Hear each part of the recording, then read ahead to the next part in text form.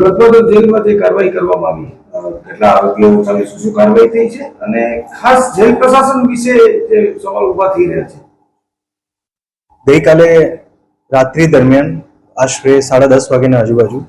10-10:30ની આજુબાજુ પૂર્વ કચ્છ જિલ્લા પોલીસ દ્વારા,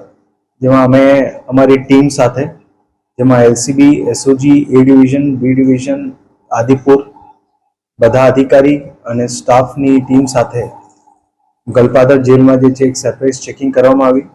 જેમાં જે અમારી પોલીસની અધિકારી અને સ્ટાફની જે ટીમ હતી, અમે બધા જે છે પ્રાઇવેટ બસમાં થઈને ત્યાં ગલપાદર જેલ પહોંચેલા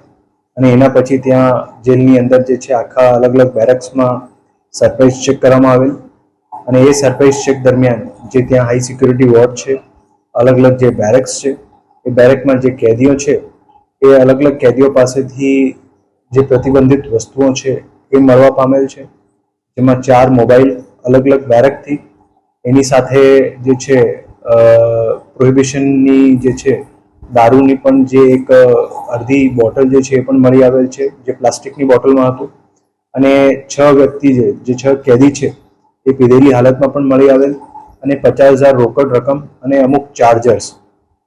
એ અલગ અલગ બધી વસ્તુઓ જે છે ગઈકાલે જે રાત્રિના દરમિયાન જે પૂર્વ કચ્છ પોલીસના અમે બધા અધિકારી અને સ્ટાફ સાથે જે રેડ કરી છે એમાં મળવા પામેલ છે અને એમાં જે આરોપીઓ પાસેથી મળવા પામેલ છે એ અલગ અલગ ગુજરાત રાજ્યના અલગ અલગ જગ્યાઓના જે છે આરોપી છે, જેમાં હિતેન્દ્ર ઝાલા જે મોરબીના એક કેસના આરોપી છે, રજાક સુપારી જામનગર કેસના આરોપી છે અને એક સુરજીત કરીને જે છે એ જયંતિ ભાનુશાલી મર્ડર કેસના આરોપી છે. એ પ્રમાણે એક યુવરાજસિંહ જડેજા જે હમણાં જે છે એક પોલીસના ઉપર જે છે હમલા બાબતના કેસમાં જે ત્યાં છે અને બુટલેગર છે, એને પાસેથી પણ મોબાઈલ મળવા પામેલ છે. એ રીતના અલગ અલગ કેદીઓ પાસેથી અલગ અલગ કેદીઓ જે છે અલગ અલગ વસ્તુઓ, પ્રતિબંધિત વસ્તુઓ સાથે મળેલી છે અને જે આ બધી વસ્તુઓ થઈ અને કાર્યવાહી દરમિયાન પોલીસ દ્વારા અલગ અલગ 8 ગુના દાખલ કરવામાં આવેલ છે, જેમાં પ્રોહિબિશનના અને પ્રિઝન એક્ટ હેઠળ એ બધા ગુનાઓ જે દાખલ થયેલ છે એની અત્યારે તપાસ ચાલુ છે અને આગળમાં તપાસ દરમિયાન જે વસ્તુ ખુલશે એ પ્રમાણે પોલીસ દ્વારા કાર્યવાહી કરવામાં આવશે. એટલા કુખ્યાત આરોપીઓ પાસે આ પ્રતિબંધિત વસ્તુ પહોંચી, જેલ પ્રશાસનની આ લોકો સંડોવણી પ્રાથમિક તબક્કે તપાસમાં સામે આવી છે. એ અત્યારે જે ઓફેન્સ રજીસ્ટર થયા છે, ઓફેન્સની તપાસ દરમિયાન જે વસ્તુઓ મળવા પામશે એ પ્રમાણે આગળની જે છે એમાં સ્ટેપ્સ લેવામાં આવશે. જનરલી આ રીતે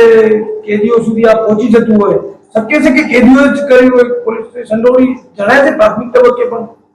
એમાં પોલીસને જે બાતમી મળી અને અમારી ઓવરઓલ જે એમાં ઘણા ટાઈમથી જે છે એમાં વર્કઆઉટ ચાલતું હતું, એ પ્રમાણે અમારે આખી ટીમ દ્વારા એક વ્યવસ્થિત પ્લાનિંગ કરીને આ બધું સર્ચ કરવામાં આવ્યું છે અને એમાં જે ગુના દાખલ થયા છે, તપાસમાં જે વસ્તુ કોની સંડોવણી હતી, કઈ રીતનું પહોંચતું હતું, એ બધા પાસાઓ ઉપર જે છે તપાસ કરવામાં આવશે. માની લેવામાં આવે કે જેલ પ્રશાસનની સંડોવણી અથવા તો કંઈ પણ મળે છે તો પોલીસ શું કાર્યવાહી? એમાં જે કોઈ વિગત મળશે અને વિગત પ્રમાણે જે છે બધા ઉપર જે છે અલગ અલગ રીતે કાર્યવાહી કરવામાં આવશે. આશરે 50,000 કેસ મળ્યા છે, રૂપિયા જે બિનવારસુ મળ્યા છે, એના બાબતે શું? જે બિનવારસુ રૂપિયા મળ્યા છે એ હાઈ સિક્યુરિટી બેરેકના બેરેક ઉપર છતમાંથી મળ્યા છે અને એની પણ તપાસ ચાલી રહી છે કે પૈસા જે છે કઈ રીતના ત્યાં પહોંચ્યા અને અલગ અલગ જે મોબાઈલ પણ મળ્યા છે એની પણ જે તપાસ ચાલુ છે. ખાસ કરીને વાત આવે તો ગુજરાતમાં દારૂબંધી છે, દારૂ જેલની અંદર કેમ પહોંચ્યું જે હું વાત કરી છે આપને, જે ગુના દાખલ થયા છે, ગુના દાખલ થયા તો એની તપાસ જે છે અત્યારે ચાલુ થઈ ગઈ છે. જેલના અંદર પ્રેમાઇસીસમાં કઈ રીતની એ પ્રતિબંધિત વસ્તુઓ ત્યાં જતી હતી, એ તપાસમાં જે વસ્તુ નીકળશે એ પ્રમાણે આપણે જણાવવામાં આવશે. સીસીટીવીમાં એવું કઈ